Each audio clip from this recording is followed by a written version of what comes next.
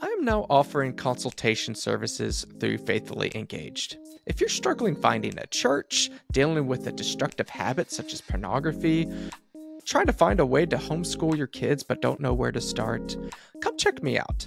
Go to faithfullyengaged.com/consulting to learn more information and to see how we can get started. Well, welcome back, everyone, to another episode of Faithfully Engaged. Really excited about having my guest on today. Her name is Michelle Apples, and she'll speak more about the community that she has there, and specifically for Christian singles. I know some of my friends that are Christian singles, so I'm definitely going to be pushing this episode on them to try to get them some help there. So, Michelle, why don't you tell us just a little bit about yourself? Yeah, thanks so much for having me, Johnny. My name's Michelle Apples, like Johnny mentioned, and I'm the founder of the Christian Singles Hub. And that was just born out of a need that I saw for Christian singles to just have spaces to be in community, to meet other like-minded Christian singles, and just get closer to Jesus as they walk through their singleness and what that looks like and what that means to date as a Christian. So it's been a whirlwind, and God's done some pretty amazing things within our community. That's a little bit about me. Awesome. Well, let me start. I always like to hear origin stories of why people create certain things or go into certain careers. You mentioned, and I'd certainly agree that there's a specific need there for Christians in the dating world. But kind of just walk us through in a little bit more detail of what led you to make this website here.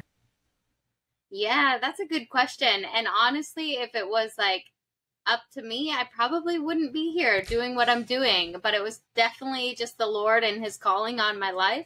And so years ago, I actually worked for different companies that worked with singles. So I actually hosted thousands of events for not Christian singles, just secular, any singles really, and took singles across to international trips. I did a trip to China with 40 singles one time. And then I got asked by a matchmaking agency to come on board and work for them. And that was just right before COVID hit. And then I just, as a Christian, sometimes you just don't feel like you align with morals and values of different companies that you work with. And so that's kind of what I always felt in these different roles was, hey, I love working with singles and I love what I do, but I don't know if I align with the values and morals of the company. And so really during the pandemic, I felt led to start my own matchmaking agency. And that's kind of how it started. And then during COVID and just such a time of isolation and loneliness, specifically for singles, I just saw such a greater need. And so it kind of turned from this, what I thought was going to be this tiny little boutique matchmaking agency, into this global community of Christian singles. And it was just so cool to see people gather and just feel seen, heard, valued, and loved. And a lot of them said, like, I prayed for this for 20 years. I prayed for a community of like-minded people. I've always felt overlooked in the church. I've always felt overlooked because of my relationship status, which actually broke my heart. And I was like, there's such a need for this. And so, I don't know who I am to start this and to navigate this, but also, like, if not me, who? If not now, then when? And so it was just kind of one of those things that I just was like, okay, if this is what God has called me to do, I need to step full force into it. And so it's been a whirlwind ever since, and God's definitely done a great work in it. And so, yeah, it's really amazing to just see that so many singles aren't feeling as lonely as they once were because of our community. Yeah, no, that's an incredible news for sure. I got a couple of things that come to mind as far as questioning goes. One, some people that know me personally know this. My wife and I, we've been married for almost 7 years now, and we met on a secular dating site, and one where when people kind of ask me where we met, it's almost kind of an embarrassing thing of like, yeah, we met online. But I always tell them, despite me meeting my wife online, for this particular this particular website, and I was on several at the time, it's like, I still hated it. Like, I met my wife, I love my wife, and I'm glad I met her, but the site itself, it was just not good. It was a bad experience. So for you, and I know that you've experienced this through both your career and just hearing some from the singles that you work with currently. Why is it important for Christians to have a specific, like if they're single and looking for a dating website, why is it helpful to have a specific Christian website instead of just Tinder or Bumble or whatever kind of the secular website? Why is it important for Christians to find a specific Christian one? Yeah, so that's such an interesting question because, like you, I actually met my husband on a secular dating app. And so I always say that dating apps are just tools. Most people use them inefficiently, which is why people get so frustrated being on them. Because if you put, 1,000 people on it and you have, say, 25 of those people actually using it from a pure heart of like, I am looking for someone who's like-minded and looking for someone to actually is going to lead to marriage. If only 25 people out of 1,000 are on that doing that, of course it's going to be a frustrating experience. Where if you take apart the secular dating apps and the Christian, more where Christian base is like, as a Christian, we are looking for marriage. As a secular dating app, most people don't, maybe they're looking for marriage, maybe they're not, maybe they're just looking to meet people, maybe they're looking for fun. And so you have a greater pool of more frustration because you don't have people that are like-minded looking for the same things that you are. Where if you go onto a dating app or dating site, you're more likely to get those like-minded people. And of course, there's still going to be people that aren't looking for that because dating apps, majority of them are free. Anyone can go on them. You can't, you don't know that everybody's intentions are pure, but you're more likely to have that success meeting someone on a Christian site than you are on a secular site, just because the amount of pool of people that are going to be like-minded is like you. And so even when people come to me and say, hey, I want to work with a matchmaker, and they're inquiring about all these other secular matchmakers too, and they're like, I don't know which one to work with. I'm like, you have to look at like, okay, my database is all going to be Christian singles. Now, if you go to a secular matchmaker, their database is going to be maybe 10% Christians, and that's the difference between using a Christian platform and using a secular platform, is really just like, who do you want to meet? If I want to meet a Christian single, well, I should be going to places where Christian singles are, not just, it's like saying, I want to date, I want to find a husband, and then going to a bar to find them. It's probably not going to be someone who is equally yoked with me. But again, like you said, you met your wife on a secular dating app. I met my husband on a secular dating app. So it absolutely can work. But you're more likely to find like-minded people if you actually go on platforms that align with your values and morals. Absolutely, and that's said when I saw your profile on Podmatch, where I get a lot of these guests on the show from. I was so intrigued by you. In fact, I told my wife just not long ago, right before we recorded, I'm like, oh, I'm talking to the dating app lady. I'm really excited about this one, just because of how unique that this is, and just by the name itself, the Christian Singles Hub. That is unique in a in and of itself. We can even take the Christian part out, and it's still pretty unique because most dating apps, it is, yeah, either you match with somebody or you do the swiping thing, and it's very singular focus. Maybe you're talking to several people, but it's trying to get that match. And this, like, certainly, I would imagine you want to get people connected, but it's a community, and that's so intriguing to me, especially as a Christian. I mean, we're no Christian is called to do your faith on your own. So to have a community is so unique and so needed.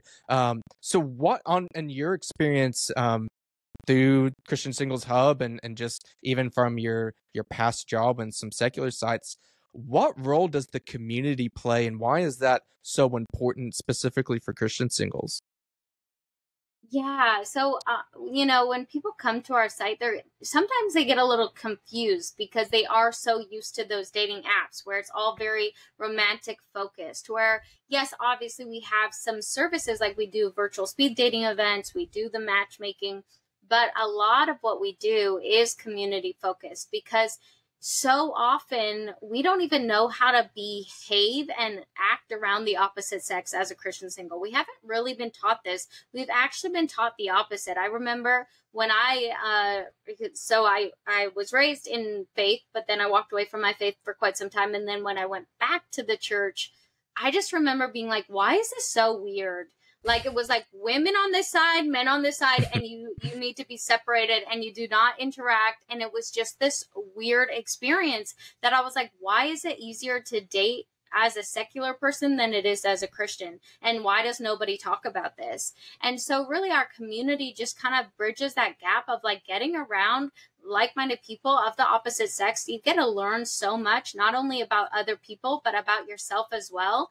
And we've seen, best friends form and like travel to different things. We had two girls that met in our community. They literally went to Costa Rica for a month, like literally a couple weeks ago. And I was like, that's amazing, but we've also had those romantic relationships form. And we have a guy from Canada that met his fiance now in the Philippines, and they're about to get married in September, and they met through our community, and it was beautiful. And we've seen people get married and have kids, and that's amazing too. But if all you get out of it, if you don't find your husband, you still have an amazing time. You meet amazing people. You get to learn about other people. You get to learn about yourself. And you just get around a community of people that are encouraging and willing to build you up and edify you and just lead you closer to Jesus, which is amazing. And that's why I love like our in-person events and our retreats and different things that we host in person, because you get to see those dynamics come alive where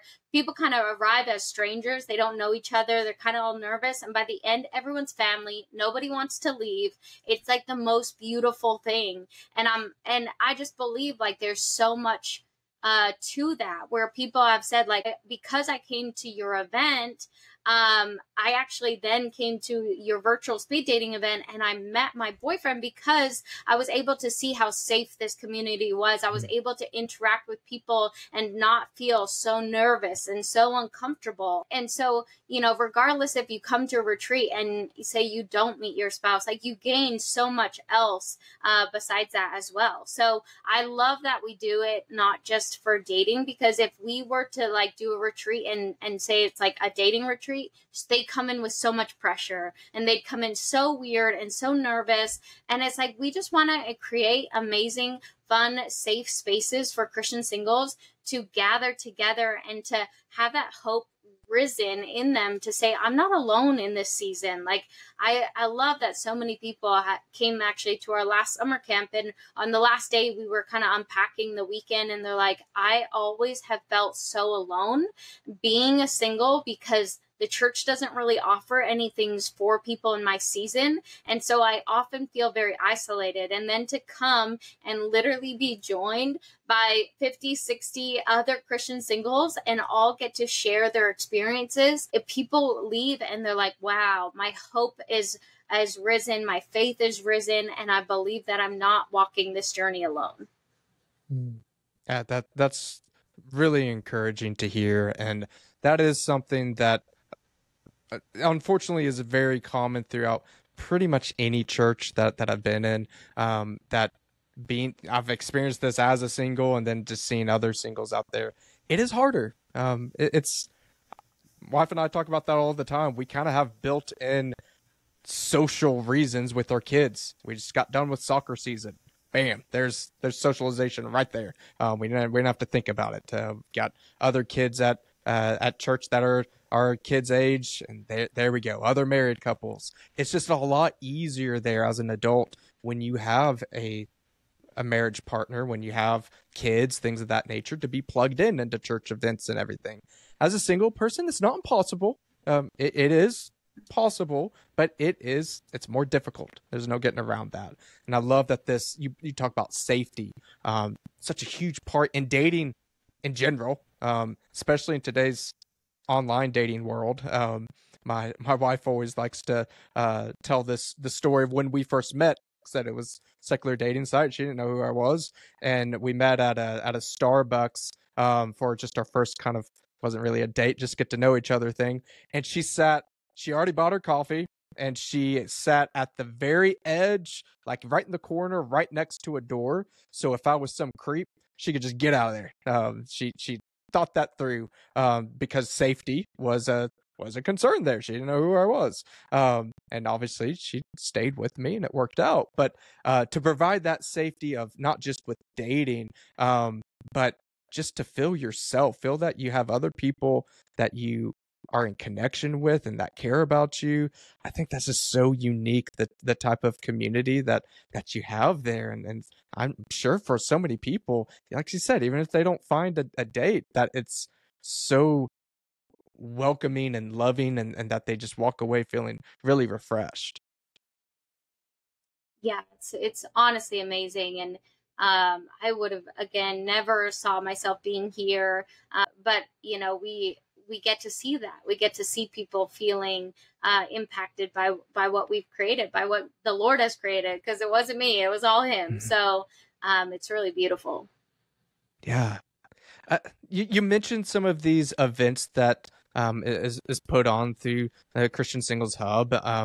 Why don't you tell the audience just a little bit about what are some of these events and what make them so unique and stand out? Yeah, so we actually, in 1 month, we have our second annual summer camp for Christian singles. So we bring in Christian singles from all across the United States and even Canada. People fly into our summer camp. So it's really cool to see. It's like bringing back that childlike wonder and creating those spaces where you can just come in and be a kid again. But we do have those Bible studies, those worship nights together, the bonfires. We're going kayaking. This year it's in Lake Tahoe. Last year was in Alabama, so we change up locations every year, and it's just amazing. We have competitive games and hiking and just different elements that really allow you to get out of your own way or get out of your own head and just like meet people. And so we try to, like, we know I love church conferences, but a lot of times you're just sitting there and you're listening to speakers. You're not able to really interact and meet people. And so we really like to center our retreats around the just concept of fun, of that joy of the Lord, of that childlike wonder, of coming together and like being a kid again, leaving all your worries at the door and just coming in. And so we do that, our annual summer camp once a year. So that's coming up in a month. We still have a couple spots left. And then we do retreats as well. So we have a fall retreat coming up in Michigan. And then we just launched our local hubs. Local hubs is something that we're working on, is to bring hubs locally to different regions. So we have event hosts coming on from all different regions across the US and Canada to really host gatherings so that people can not, because what my fear is they're going to come to a retreat and then go back home and they're like, okay, so now what? I don't have anything. And so we like to do online things, but we like to do in-person things. We have the local hubs, we have the retreats, we have the summer camp. And so we do a prayer night weekly. We do a monthly hangout online.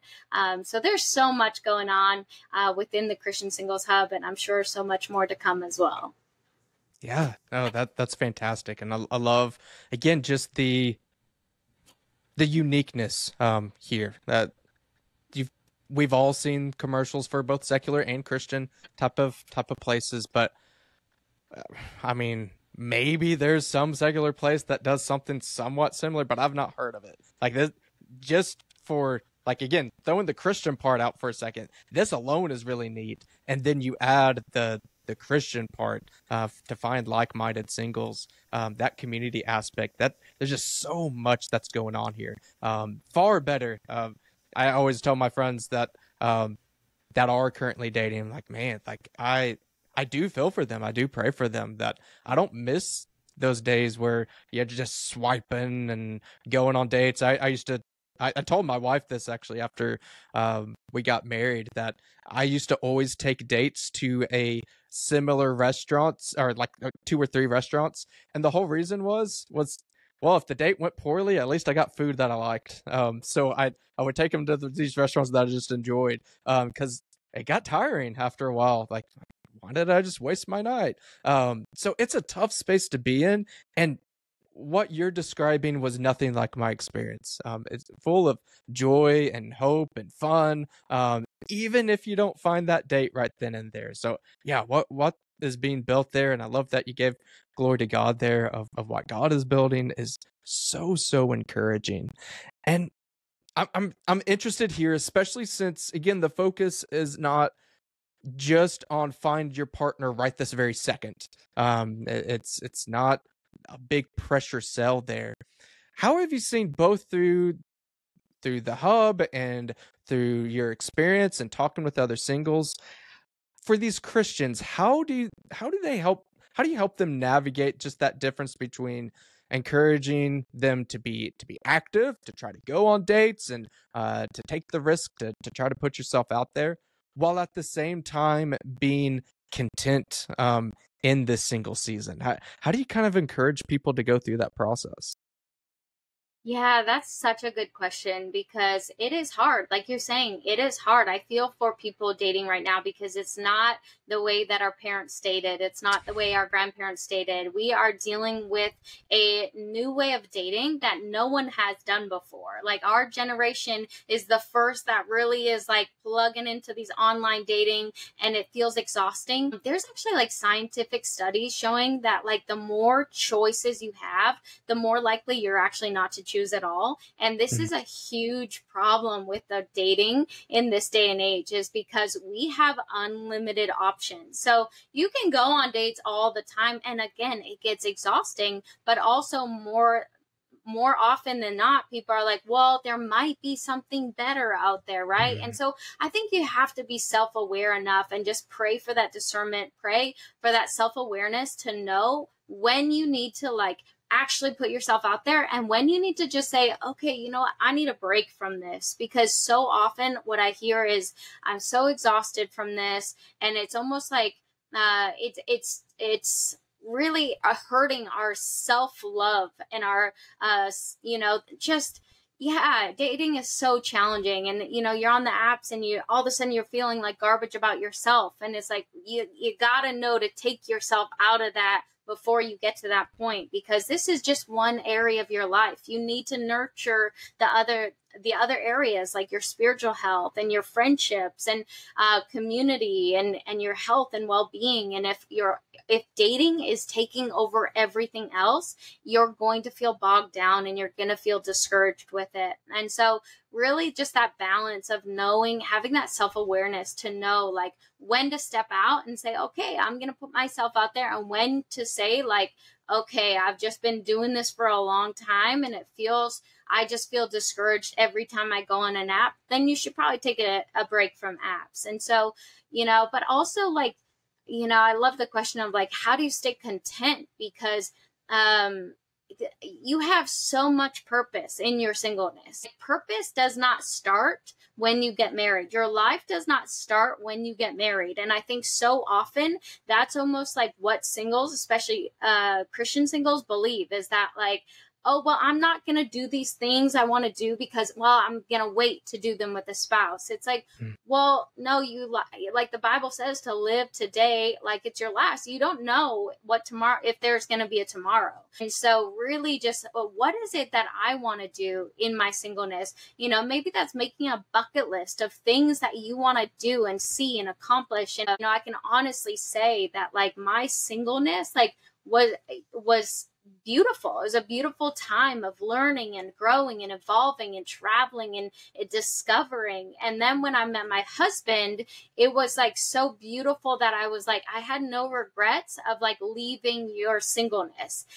Because Mm. once you get married, God willing, you don't go back to being single ever again. So this is a time where like, I just remember during COVID being single and having so much time. And I just had so much intimate time with the Lord that like, now being married, and like I'm sure you married with kids, like you don't have hours to just sit there in the Lord's presence because you got kids coming at you, and your wife has needs and my husband has needs. And so it's just a different season. It's beautiful and it's a blessing to get married, but it's not any less of a blessing to have your singleness. And I think that's what we have to realize as Christian singles, is your singleness is a blessing if you let it be, if you choose for it to be. Now, if your perspective and your mindset is just, I hate being single, I can't wait to be married, I hate being single, I mean, then your singleness is going to be, it's not going to be great. And so often I'm told, like, from people that like get married right away, they say,